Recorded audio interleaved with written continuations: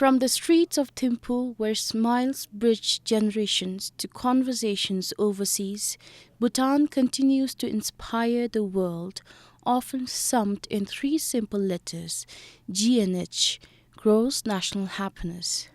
I think it was a great decision by the 4th Druk Gyalpo to initiate gross national happiness, as because of the GNH system, our country is happy, and not just happy but also thriving in its economic state, not as much as others but enough for sustainable development for future generations, including ours as well. One thing is the community vitality. I find it here. So in Australia, we don't even usually talk to our neighbors that much, even if asking how about their day was. But here in Bhutan, I noticed that even a neighbor can be our a closest friend.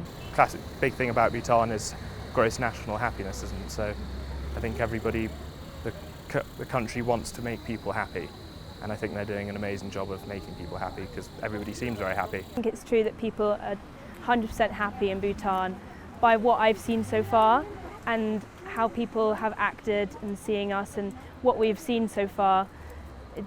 Definitely people are very happy here, and we are very happy to be here too. It is thanks to His Majesty the 4th Druk Gyalpo Jimi Sengye Wangchuk for introducing gross national happiness and making this country a happy and peaceful to live in.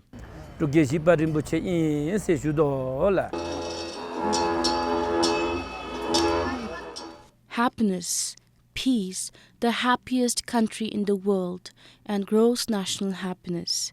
These are the words that many associate with Bhutan. The holistic philosophy of gross national happiness, which embodies the nation's vision for collective well-being, was inspired by His Majesty the 4th Druk Gyalpo in the early 1970s. His Majesty declared to the world that gross national happiness is more important than gross domestic product. As young as His Majesty was when he articulated this development vision of gross national happiness, he knew that it was, in fact, an articulation of the deepest yearning of all human beings across time and space. 5 decades on, the philosophy continues to guide the nation's balanced development plans and strategies. The 4 pillars of gross national happiness: sustainable and equitable socio-economic development, environmental conservation, cultural preservation and promotion, and good governance, form the framework for policies. Recognized as the North Star of national policy, the philosophy is enshrined in the Constitution, making it a shared responsibility of both the state and citizens to ensure that economic growth never undermines social, ecological, or spiritual well-being. So all our projects are actually vetted against the principles of gross national happiness. Over time, there may have been a lesser or a greater degree of emphasis, but at the heart of all our development plans, development programs of the ministries and the departments, including that of the private sector, are informed by and supported by the ideas of gross national happiness.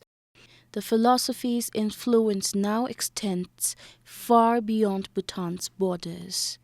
Recently, the Gross National Happiness Center Bhutan signed a Memorandum of Understanding to establish the 5th GNH Center in the world and the first in Latin America, located in Brazil. The new center aims to adapt Bhutan's happiness model to Brazil's context, promoting well-being, cultural diversity, and environmental care as part of sustainable development. For Bhutan, the collaboration marks a growing global recognition of its unique development approach. As a matter of fact, there is a move to develop the capital city, Brasilia, into the happiness capital city of the country. So there's been a concerted effort in different states of Brazil to understand as much as possible about gross national happiness and also to infuse ideas of gross national happiness into their own development programs. As GNH takes root across continents, it reminds everyone that happiness is not just Bhutan's story. It's a shared human journey toward harmony, compassion, and contentment. Sam Tendolkar, BBS News.